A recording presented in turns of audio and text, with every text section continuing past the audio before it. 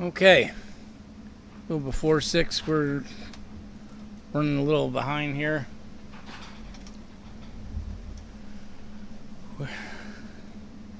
I didn't check the backdrop before we went live. My bad.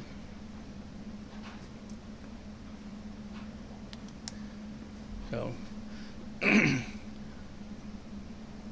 about 2 minutes before 6. Give her another 30 seconds here. I know people don't like to wait around. See what happens. You know, they want action now. But I like to try to get at least everybody that wants to jump on the beginning would be here.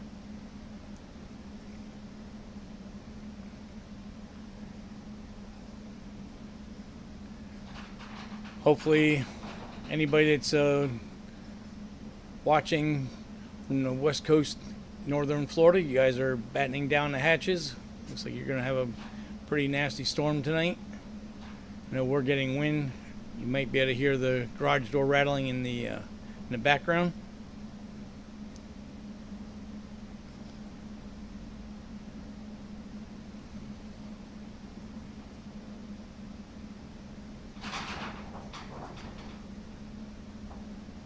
All right, so this is episode 8. I'm glad you've tuned in. Hopefully you're not getting bored with my rhetoric, or whatever you want to call it. This is all new. We're trying to, make a community here where we can all hang out and talk cars and stuff like that. And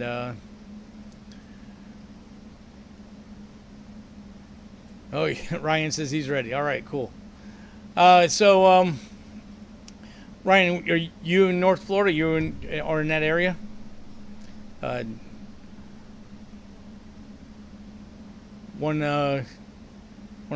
have a cool YouTube channel I want to show you guys in a bit. Lost my train of thought. So this week I worked on a 4200 Atlas. It is probably going to be one of the fastest 4200s in the country. There are a couple that were in Comp Eliminator that were running. Oh, Ryan says he's in Utah. Yeah, so you don't have to worry about the hurricane. Good for you. So there's a couple 4200s that have ran or are running in Comp Eliminator. Now, of course, those cars are cubic inch to weight, so they're probably either dragsters or alters, and they probably weigh around 1,800 pounds. So I wouldn't really consider that a regular car. So the Leo Santucci's 4200 that I just put back together, that is in a 53 Studebaker, I believe.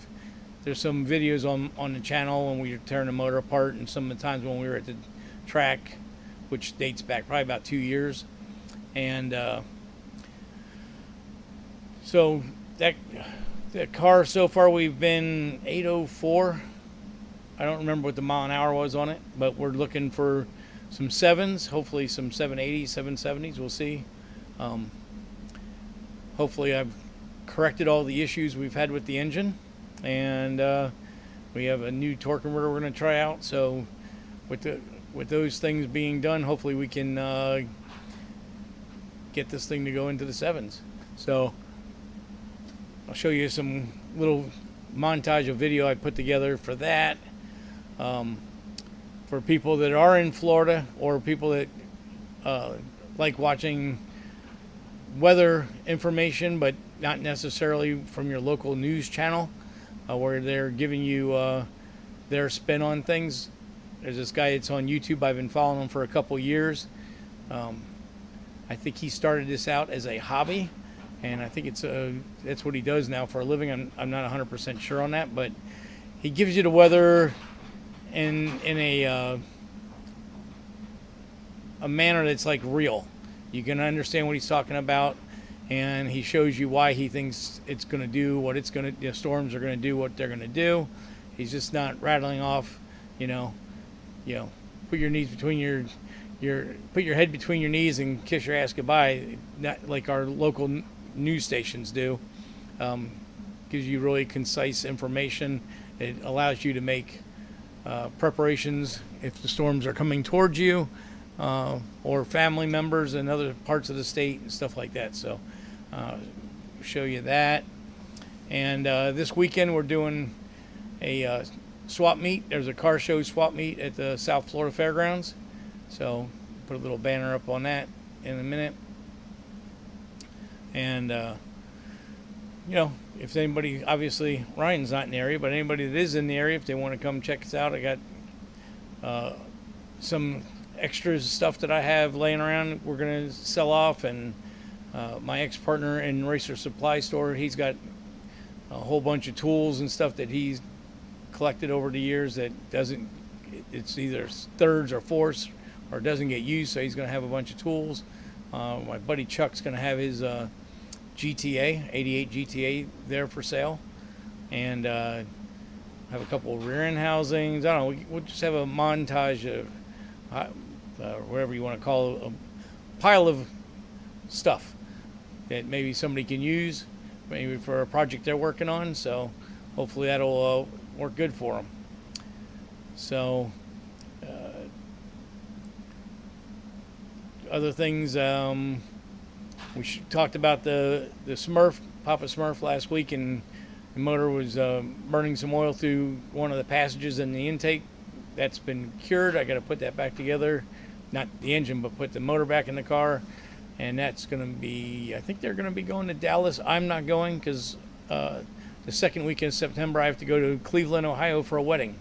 So I'm missing LS Fest, which is a real bummer. I love that event, but family first. So I'm going to go see my nephew get married, and we'll have a big family party. All these people are on my wife's side of the family, and love everybody dearly, and we're going to have a great time. So that'll be a lot of fun. Get out of town for a little bit and not a car event. It'll be family events. That'd be pretty cool. So, well, I guess we can kind of get started here. It's almost 10 after. There's Mike's weather page. Like I said, if anybody wants to know anything about weather and not get it from your local news stations, mainly this is a Florida thing. So, I mean, he does show storms and stuff throughout the country, but it's mainly Florida. So, but it's a cool page. Check it out. He does a really good job. Not a professional meteorologist. However, all of the news agencies, including Weather Channel and CNN,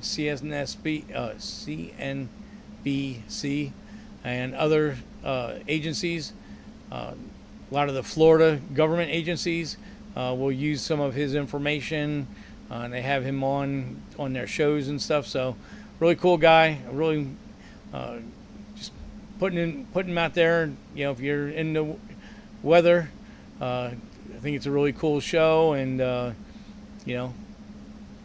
check him out.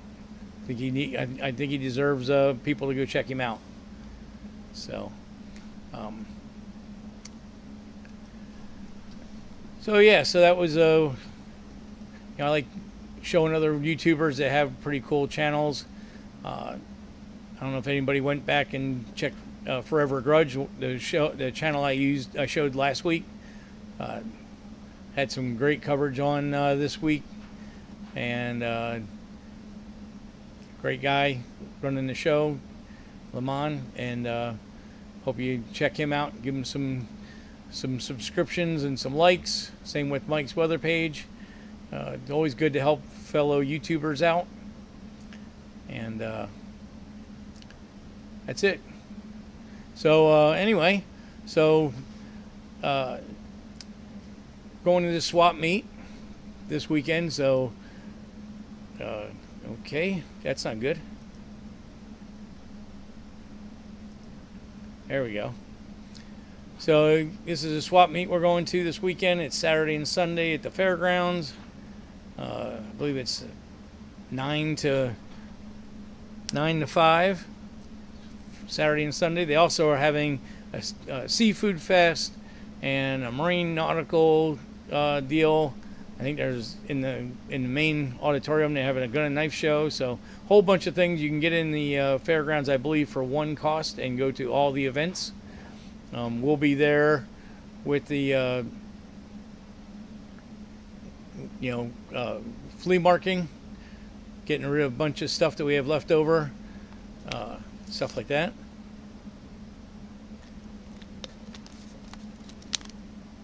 So if anybody's in the area, go check that out.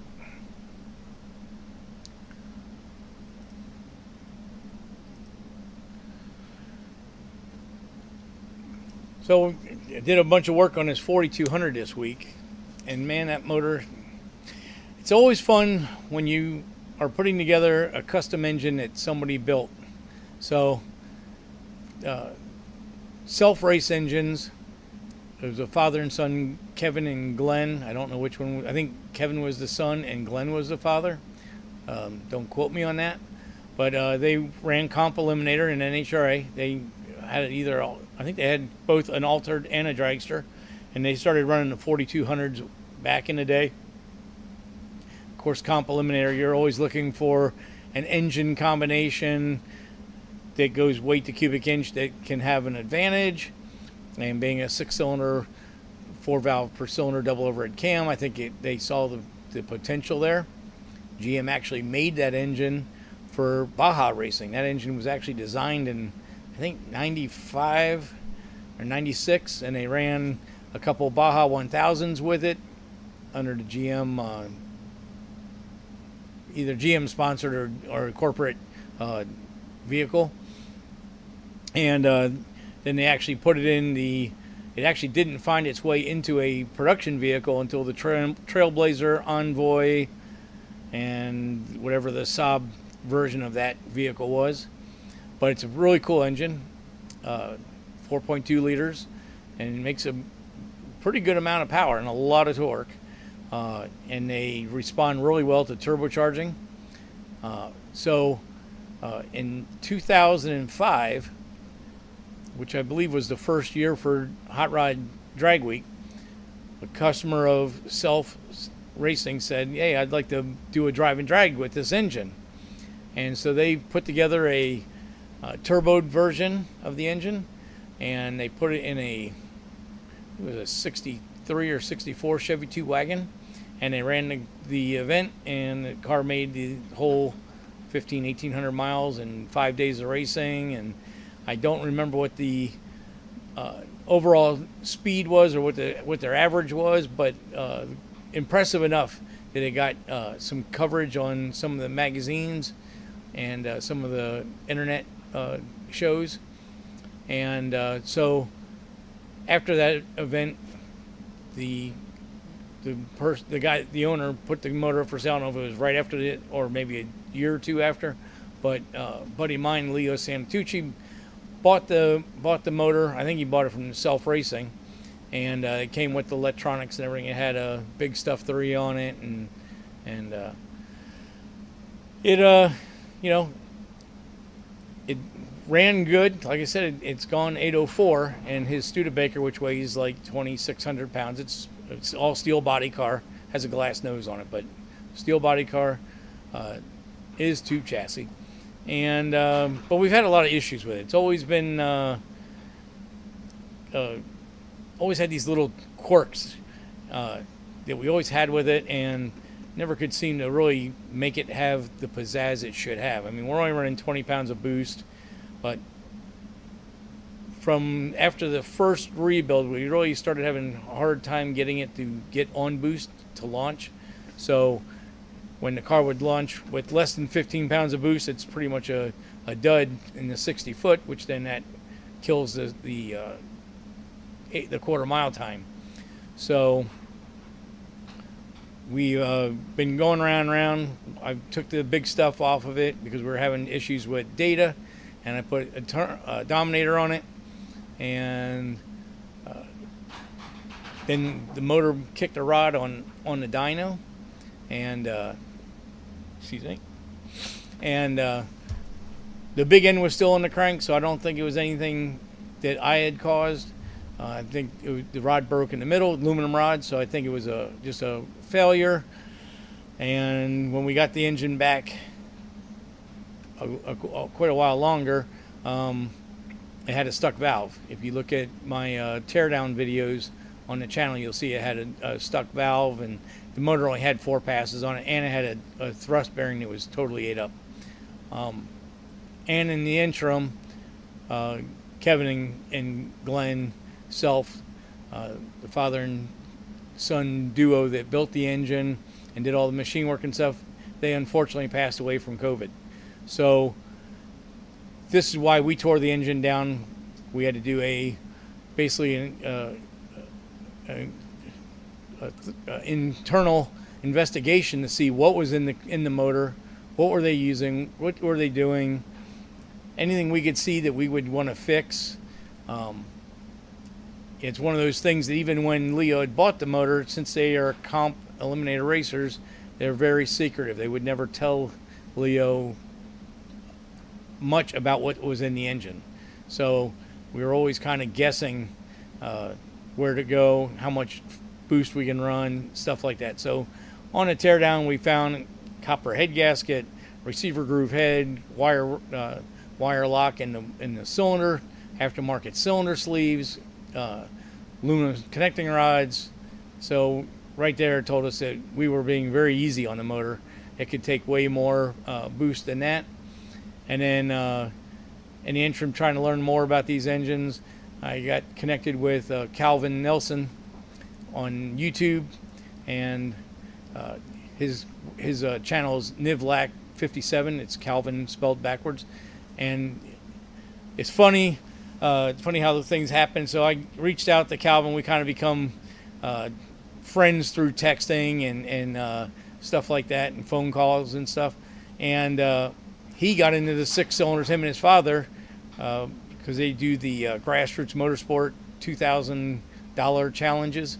And they got into the 6 cylinders because Leo Santucci wrote 2 books on the original Chevy 6 cylinder.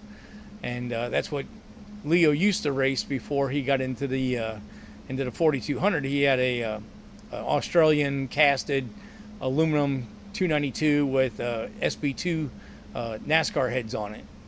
But at the power level he was at, they were having issues trying to keep the motor together, and that's why he went to the 4200, feeling it was going to be a better platform. And I agree. I think it is a better platform. And if you watch Calvin's channels and you see what he's done with junkyard motors, it's amazing.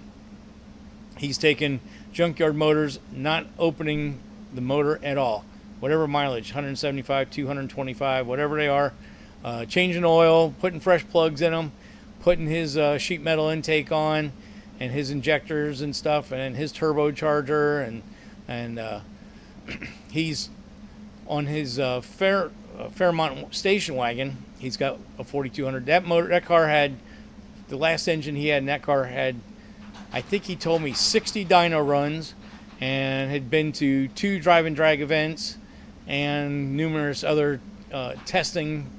And of course that motor was his mule for seeing how far he could go. So that motor had seen some torture. In fact, at one time he had a wastegate failure and saw almost 40 pounds of boost and never lifted the head. And through a turbo 400, he's been up to 850 horsepower wheel. So that's like within 100 horsepower of where Leo's full-on race engine has been. But of course, Calvin does run almost 30 pounds of boost all the time. So that information gave me a lot of hope and promise for what we have. So Ryan says interested in 4200 next build. It's a 58 GMC all-wheel drive. That would be cool, Cyclone style. Yep, would be cool to stay in with an inline. Yes, that will be really cool. And it's funny, my buddy Scott, who we did the drive up to Columbus, Ohio for the Good Guys show and stuff. He has a why he has this. I do know. It's a long story. If you look at our channel, look at the channel, you'll see 70. What year is that truck?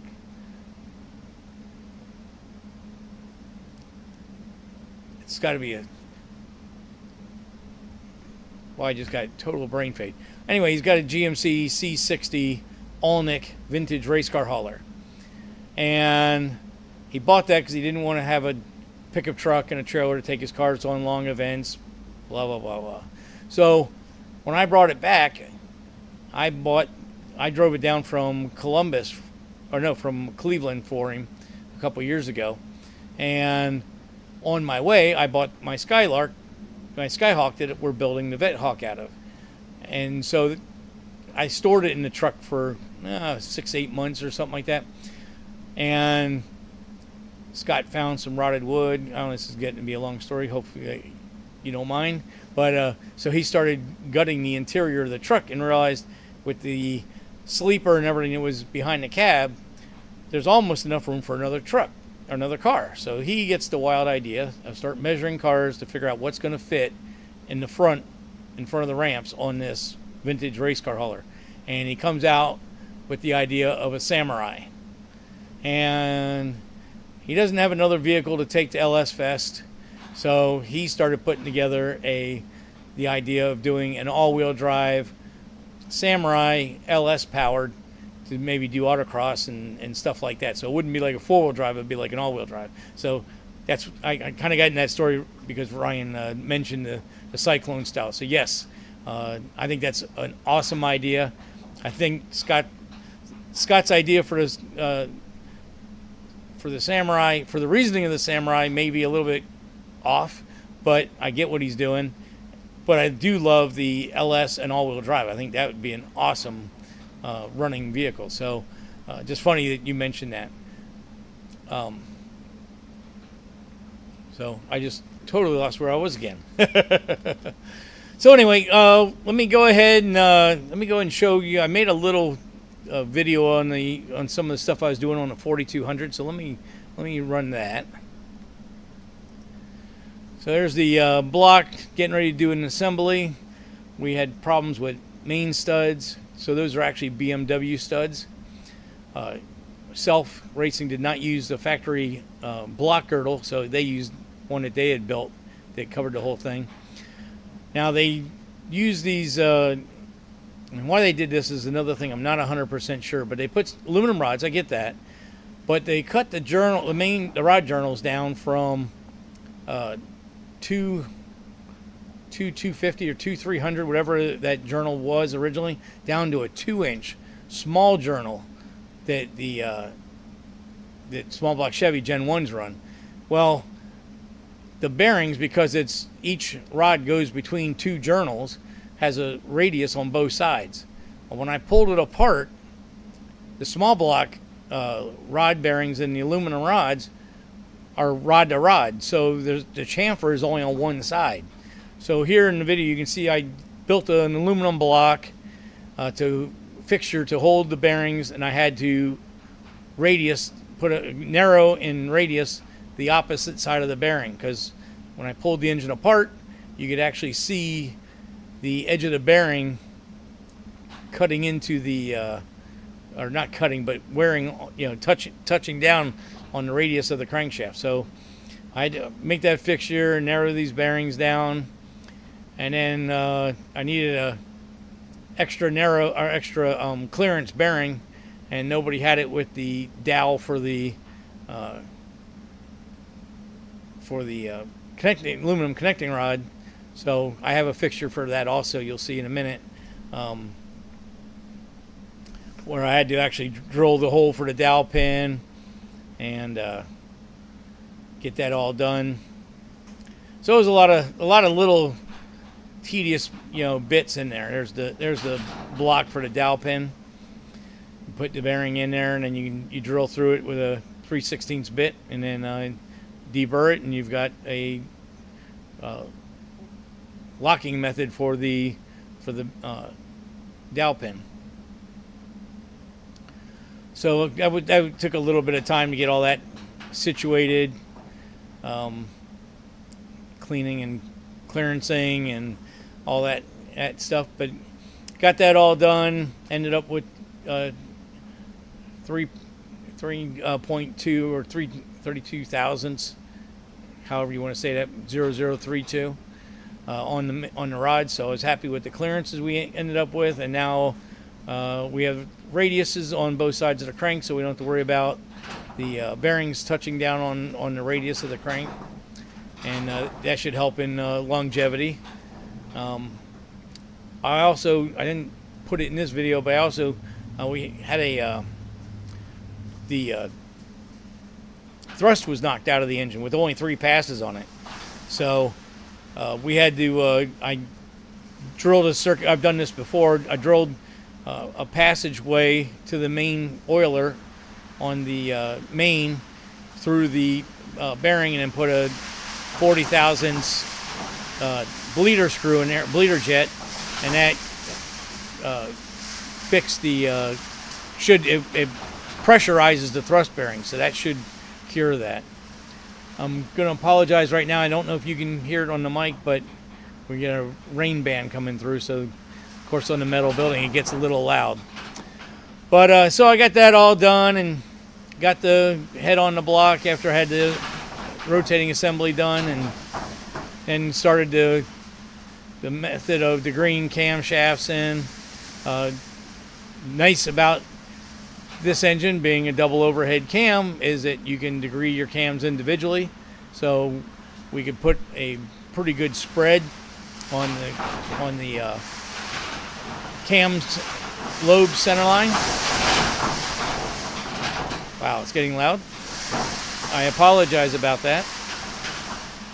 So that was good.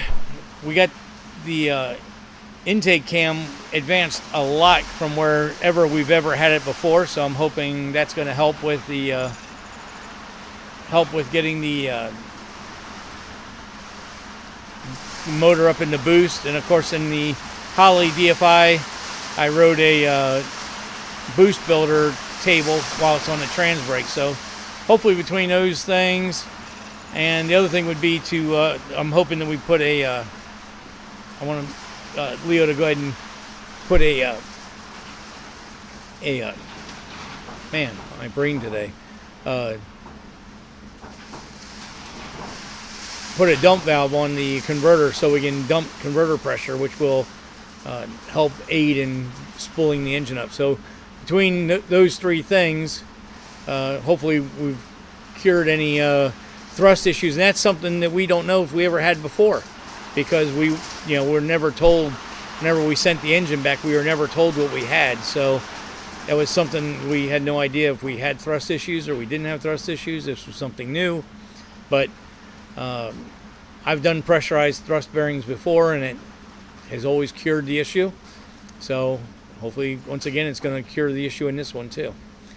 But yeah, I think it took me pretty good part of a day to get the cam styled in, because of course the cam sprockets are custom made and they don't have any markings on them. So I started out with the cam adjusters in the center of the slots, and then ran the timing in, and when I would run out of slot, well, then I'd have to take it back apart, move the chain one tooth, recenter the sprocket, start over again. And the exhaust, I was lucky I only had to do that once. On the intake, I actually had to do that twice to get the timing, because I got the timing to our 107 intake center line on the second try, but we checked valve to piston at that point and saw that we had plenty of valve to piston, so I wanted to go even lower. So we took the intake cam to 103.5, which at that point we had a 50 thousandths valve to piston, so we can't really go any farther than that. I don't dare have the valve any closer than that to the piston. And we had the exhaust is at 117, and at that point we had 100 valve to piston on the exhaust, so I feel pretty confident I can rest easy with that timing. And with that split, it should aid in giving the motor more more guts in the mid-range and low end, so it'll help get it in the boost quicker.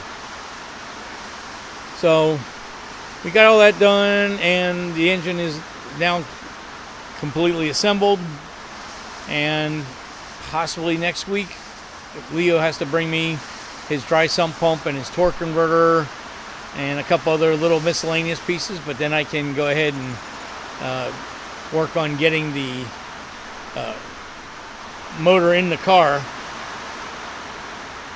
and then we can take it to the dyno, get it on the dyno, and then from there we can hopefully get it to the track. I think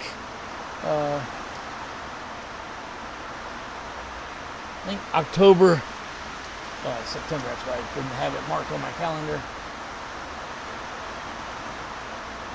So October 15th is a Sunday, and they have a run day Sunday at Bradenton Motorsports Park on the West Coast. So that's our goal, is to have everything done, ready, dyno tuned, ready to go, and that'll be our first event out at the track. And then I think, unless something comes up with the grudge car,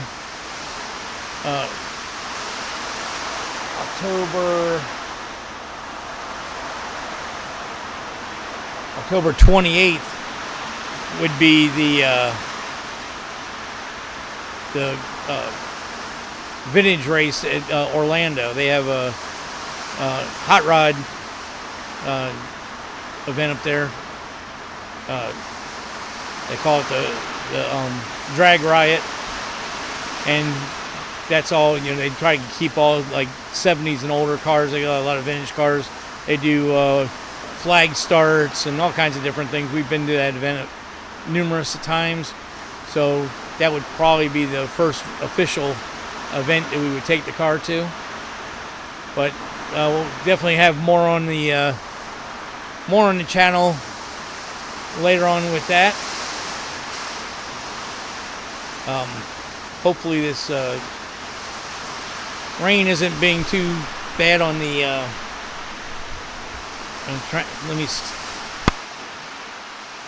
I don't know if that's going to help or not. We'll try that out.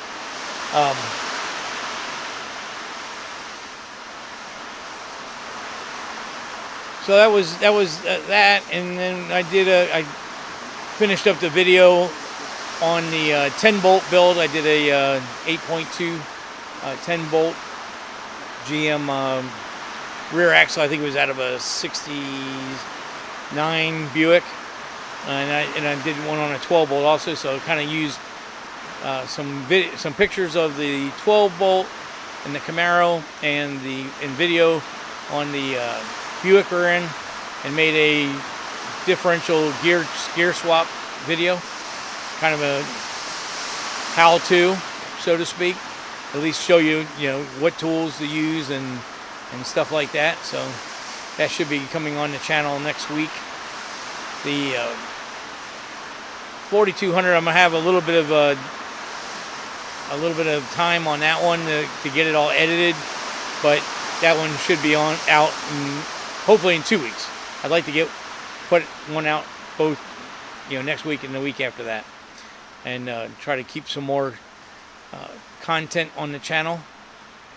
So yeah, that was the interesting part with the 4200. Hopefully when that video comes out, maybe Ryan will see some stuff he likes to see on it, and there's a pretty good following on those 4200s. Everybody calling them the Maraberas, because they're like the American version of the Barra engine. It's in Australia from Ford. That seems to be a really popular turbo motor over there. From what I've gathered, I know Calvin just did a comparison video on the Barra engine versus the 4200, and to me, and the data that Calvin shared, I think the 4200 is actually a better engine than the Barra. They seem to have a lot of weird issues with that engine, and we don't seem to have it with the 4200. So I think it's going to be a good engine. I think it is a good engine. So that was hopefully some video on the engine that, you know, get to see what we were doing there. And that engine fought me quite a bit. You know, we had the issues first after we got it apart. We had the issues that when I was checking bearing clearances, main studs broke. Well, the main stud ended up being something custom that either self racing built or had made for them. I called 3 different stud, you know, engine bolt companies, and everybody said, "Oh yeah, we can make you that," but nobody had anything even close in stock. And if I was going to have one made, I'd have it made by ARP, and ARP was telling me that that was going to be $2,400 or something like that to have 16 studs made. So I said, no, thank you. And we just did a bunch of research and kept ordering different engine models that we thought would, by dimension, would work. And we ended up with these BMW 1.8 liter ARP studs. But then of course, since we changed studs, then the block had to be line honed. And so we got that all situated. But that all, you know, the engine's been apart for over a year now because of all these little things. And of course, I'm not an engine shop, so that's not my main business. But we got through it, and now the engine is assembled, and you know, I think I've done my due diligence. I think we have a good piece that's going to make this thing a good hot rod, and hopefully we'll be able to get Leo and Terry their world record that they want, and it'd be fun to do it. I'll be happy to be the guy that tuned it and assembled the engine. So it ought to be fun, and we'll have some more content on the channel with that. So that's kind of what we've been working on. We did that rear end stuff. I know we did a couple little more data logs with Daniel's sniper. We haven't gotten back to it because weather and such. He sent me 2 startup files, but it really didn't show me much. So he's going to, I guess when the weather gets better, he's going to try to get me some data logs of the engine actually accelerating where the issue is, so hopefully I can see what's going on there. Otherwise, it may have to wait until we can hook up and do it in the car, or maybe have to take it even to a dyno. But it was good. I thought that was a good discussion last week with the sniper. I was trying to come up with a discussion this week, but between 3.5, almost 4 days on the 4200 and finishing up that rear end and getting video on that, and then I'm gonna put the motor back in the Smurf. The week kind of got away from me, and I do have the Camaro. We're getting that back together, and last Saturday we worked on the Chevelle, so we're moving along on these projects. Trying to, on the 69 Chevelle, I want to do a wiring schematic or a wiring installation video. So I'm kind of going back and forth on that, how we want to make it happen. So in that car, we're doing a painless wiring harness, which is good. I like how, you know, any of the wiring kits, they have the wiring printed, the circuit name on the wire printed. But it seems like they're trying to make a harness that's made for everybody. So when I put it in, I want it to kind of look like a custom harness, even though I didn't build the entire harness. So I move a lot of stuff around in them and stuff. So just, you know, trying to figure out how I'm going to show all this on video to where it makes sense.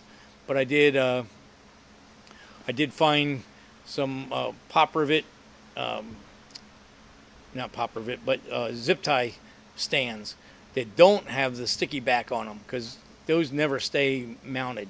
So I like using the 3M body adhesive epoxy that they make. They put quarter panels and stuff on. So I found some on McMaster car that did not have the sticky back on them. So I was actually able to rough them up and rough up the underside of the dash and mount 10 hangers to the top of the dash. So now when I start putting the harness in there, I can kind of lay it out and have drops where they need to go for different things. And I made a panel for the Terminator ECU and all the Dakota Digital components. This car is going to have the gauge pod, it's going to have the park neutral indicator, and it's also going to have the BIM unit, which is a CAN adapter, so that all the readings on engine management all come from the Holley Terminator, so they don't have to have a coolant wire and an oil pressure wire and an extra sensor. All that will go right through the Holley, and then through CAN bus will go to the Dakota Digital. A lot of people I've known have used this, and basically they tell me that any sensor that is in the Holley, you can scroll through and read it on the Dakota dash. So you'd be able to read your AFR, you'd be able to read fuel pressure if you have that gauge, which I always put those in. So it'll be pretty cool. I can't wait to see that in use. Of course, the '69 Camaro is getting the same deal. So that'll be pretty cool. Not looking for a monster with the... so Ryan said he's not looking for a monster on his 58. A static with 450 horsepower. I should have the 450 horsepower is going to be pretty easy to make. You could do a small turbo and probably 5 pounds of boost, maybe 8 pounds of boost, and the motor would live forever, and it'll work great like that. On Calvin's site, on his YouTube, he shows there's a company in Australia now that's making a cast turbo manifold for the 4200, and Calvin's has it, and he's put it on a couple projects he's doing, so he shows how it fits and stuff. And your 58 truck, you would have tons of room, and it might just save you a bunch of fab time. But I mean, I do know you like the fab, so I mean, you could always build a stainless log header or something like that. But yeah, 450 would be very reliable horsepower. My wife has her daily is a 02 Trailblazer, and I've thought many times of strapping a little turbo on that thing and doing it. Just, it's another project down the road, so maybe one day. But yeah, so the GM rear end video should be up. I got finished editing it. I would say look for that by Friday. By Friday, I should have that video up, and then that should be good. And the information on there fits all hypoid rear ends. So I mean, if you're building a Toyota, truck rear end, or we used to use the Corolla rear ends in our stock cars back when I was running dwarf cars back in the day. All your Danas, 44s, 36s, 60s, 70s, all that information is the same information no matter what rear end you have. So I think it's really good information, because I didn't really show you assembling the rear end. I more so showed you this is how you do it and why you do it and what you look for and stuff like that. So I tried to really make it more of a educational video than just watching me put a rear end together. And that's something that you guys could leave in the comments too. So in my older videos, I always did the fast forward, and then some people didn't like that. I did a Tremec build a long time ago, probably almost 2 years ago now, and people were like, you didn't show how to build the rear end. I'm like, well, that's exactly what I did. I built the rear end. So, but I get it, it wasn't a step-by-step. So when I did the Vet Hawk video, I kind of mixed it up at half and half. I stopped and explained what I would do in the next procedure, then I fast forwarded through the procedure. And I got some good feedback on that, but I also got feedback that people were saying they're fast forwarding through the fast forward video portion. So that's not what I wanted people to do. I really wanted people to watch the entire video and enjoy it. So on the 4200 and on this rear end, I basically explain what we're doing, show the tools, show how to use the tools, to check it, get your readings and all that stuff. But the actual assembly, I don't show, So let me know when you guys see these videos, leave them in the comments about whether you like it that way or you'd rather see the fast forward motion in between. So, you know, it's one of those things I'm just trying to make.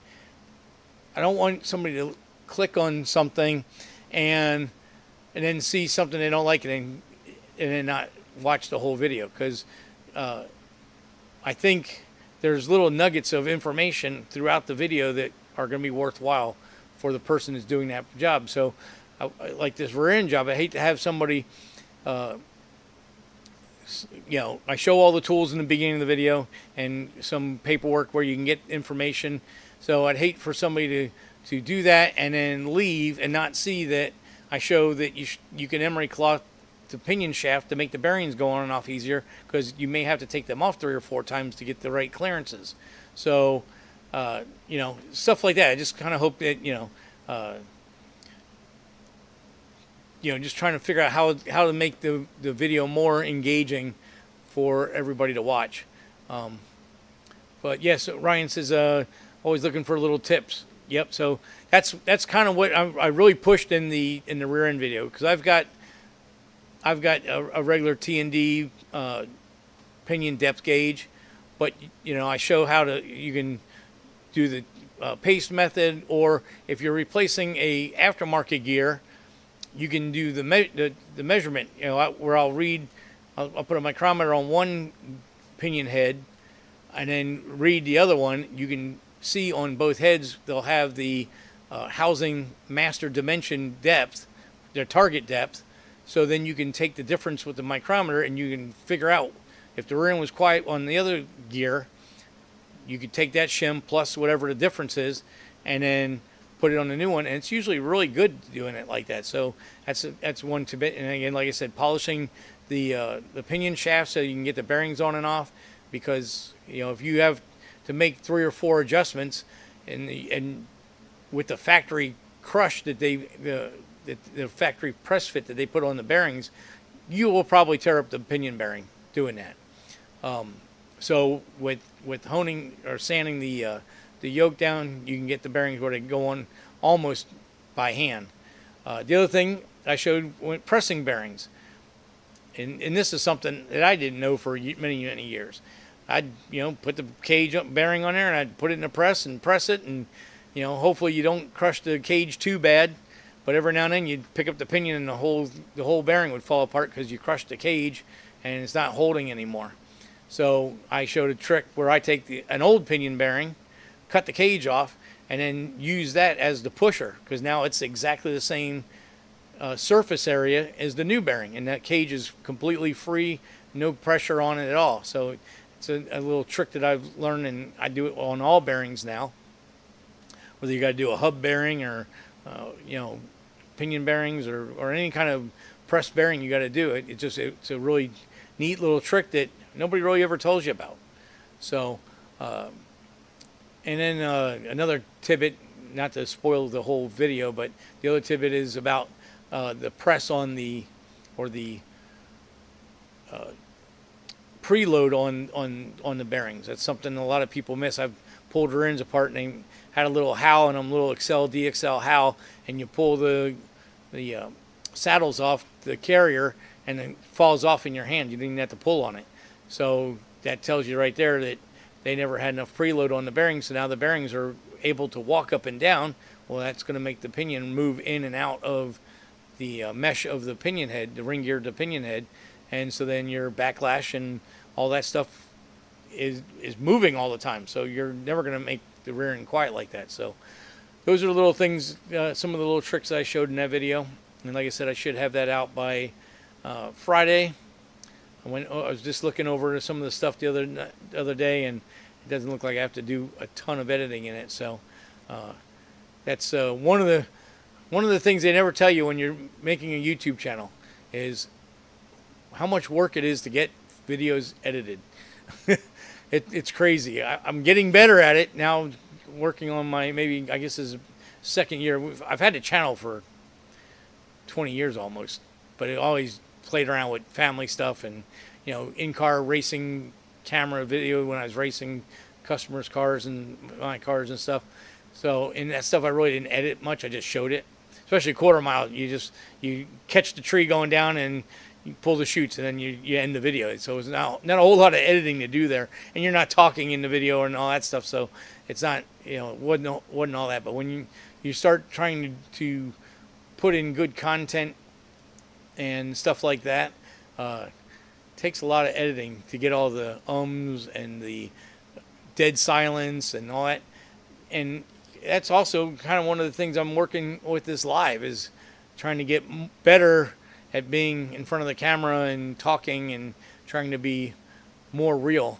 My wife really bust my chops on the first couple videos because she's like, "You're so robotic. It doesn't even sound like you," and all this stuff like that. And first I kind of thought, well, she's just, she's my wife. She loves me. So she just has her own little, she wants to see what she sees. But I do get it. And when you're rewatching the videos, you can see, they were kind of stiff and not very calculated or whatever. And I try to cut every little bad spot out of the video, which took forever to do because there was a ton of them. And I could end up with a 15-minute video that took 6 hours to edit. And so it really took a lot of time to get the videos to come out, and so trying to get work done in the shop and try to spend time with family and try to get videos done. It can be daunting at first, and it's pretty funny watching some of these other YouTubers that have channels, and some give you their information about making channels and stuff like that, and they say it, and they say, you're going to look back 3-4 years down the road and look at your early work and go, wow, that was pretty bad. So, and I'm starting to understand what they were saying there. I mean, you think it's your best work at the time, but you learn to get more comfortable and try to convey more information in a better format. And it's kind of there's a lot of things during making these videos that you're always contemplating, and you're always tormented whether to do it or not. So, and a lot of the videos for the first of last year, I was listening to some friends that were watching them, and they're like, oh, the video's more than 5 minutes, I'm not watching it. It doesn't interest me anymore. And so I was trying to jam information in, and I came to the realization that if somebody's really looking for the information, they're going to watch however long it is if you're giving them the information they want. So I kind of have strayed from that now, and am going to the LS 383 build. I think that video is 36 minutes long or 40 minutes long, and I kept thinking I needed to shorten it up, but you wouldn't get all the information if I shortened it up. Now, I did do a lot of fast forward work in that one, so that may be one way I could have shortened up the video. But again, if you ever get a chance, leave the comments in the videos and let me know whether they're too long or too short, or again, if the fast forward stuff is interesting or not. Excuse me. Those are the ways we're going to learn. We don't have you guys. The audience is the end result. I mean, you guys are the ones that are watching it. You guys are the ones that are either going to get the information, or you're going to watch it for a couple minutes and quit or whatever. Even like these lives, I hate putting it out there and then not starting the show, because even I find myself sometimes, if I don't know who the show is, and I don't know, I may know the person, but I don't know what they're doing and stuff, and I just run across their live. And sometimes, you don't want to sit there and wait for them to go live. So I think one of the things I'm going to do, I did tonight, is I'm going to start the live with the home page, the cover page, like 10 minutes early. So the show will start at 6, but if somebody pops on a couple minutes early, at least there's something there, and see how that goes. I don't know. as they say, leave it in the comments. Let me know which way you think is the better way of doing it. Should I just start at 6 o'clock promptly and just go, no matter how many people are watching? Those are the things. I just don't know which way is the best way, and I want to make it so it's best information and best. It's informative and that you guys enjoy it. If you guys aren't enjoying it, then I don't want to waste anybody's time, and that's for sure. So anyway, that's pretty much what we got going on this week. Again, anybody that's weather geek or you just like checking out weather, remember to check out Mike's weather page on YouTube. I think you'll dig him. He's not a professional forecaster. He's a guy that geeks out on weather, and he loves it, and he gets a really big audience during storms, and then when there's no storms, his audience kind of dwindles down. But he does have a big audience, and he gives a lot of great information. I find his information so much better than mainstream media. That I don't even watch. Only watch Mike's for weather. And when there's not much weather happening, he has live chat, and they give stuff away, and he tries to keep the shows informative. Of course, I think when there aren't any storms out in the Atlantic to talk about, I think he does maybe 1 or 2 shows a week. And then obviously when the storms are at their peak, he does 2-3 a day. And then like now, because he is in the Tampa area, as he says, the storm has come. There's no more information he can really give you. You're already getting it. So at that point, he does storm chasing. So he's got equipment on his rig with another guy that helps out, and they've got full data acquisition for storms, and so he's tracking, winds and pressures, and he's got satellite phone in case all the power and cell service goes out. He does everything safely, but you get really good perspective of what's going on in the storm, especially for people that aren't in Florida that never been through a hurricane. They're not that bad. People say, I can't believe you live in Florida, you got hurricanes, but the hurricanes are kind of isolated in their main destruction of area, and when it looks like it's coming to you, you just have to be smart and pack up and leave while the storm comes through and come back and see what you got. But other than that, there's been storms that are 7 miles off the coast right from my beach, and I live 3 miles from the beach, so less than 20 miles away there's a hurricane, and I'm getting a light rain shower. So hurricanes don't cover the whole state of Florida, so it's not like you're seeing a hurricane every time there's a hurricane. You may go years without having a hurricane in your area, but yet the state may be hit every year. So again, if you like the Weather Channel, check him out, Mike's Weather Channel, and keep an eye out for the 4200 video. That should be out in 2 weeks. The rear end video, like I said, that should be out by Friday. And this weekend we'll be at the South Florida Fairgrounds with the flea market. They're gonna if anybody's in the area, it's a really cool deal. I believe that you can get in the fairgrounds for one ticket price. So in the main auditorium, which is 100,000 square feet or something, they'll have a gun and knife show. And then in the front parking lot where they normally have the fair, they have the South Florida County Fair and all that kind of stuff. They have all the rides and stuff. We do autocross out in that parking lot. They're going to have a big nautical flea market.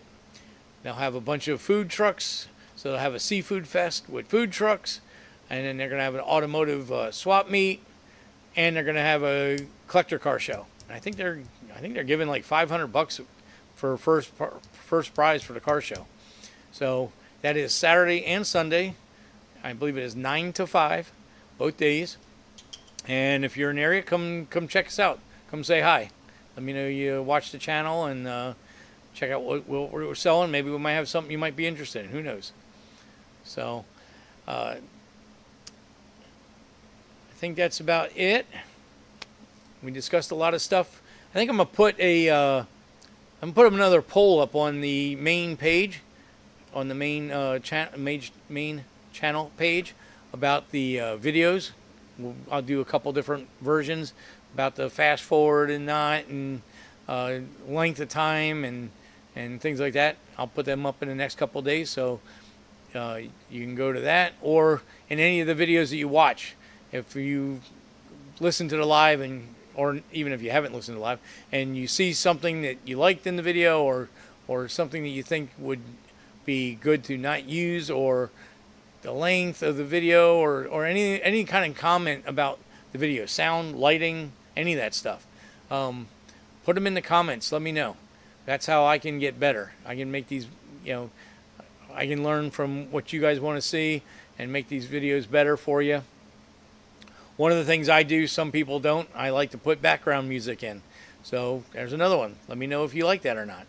I try to keep it to where it's not overwhelming, but it is there. So, so let me know. So I think that's going to be it for tonight. I have my wife's vehicle today, so I have to go pick her up at work. She gets off at 7:20, so I have to be heading out here shortly. Thank you for watching the show. Thanks, Ryan, for commenting. I hope you're working on that Vega while you're listening to the show. And that's something I got to get on. As soon as I get through this wedding, I'm going to get the Vet Hawk in here and get going on it. It's killing me. I've got a section of video that's done, but I wanted to get the motor and training mounted in the car before I release that.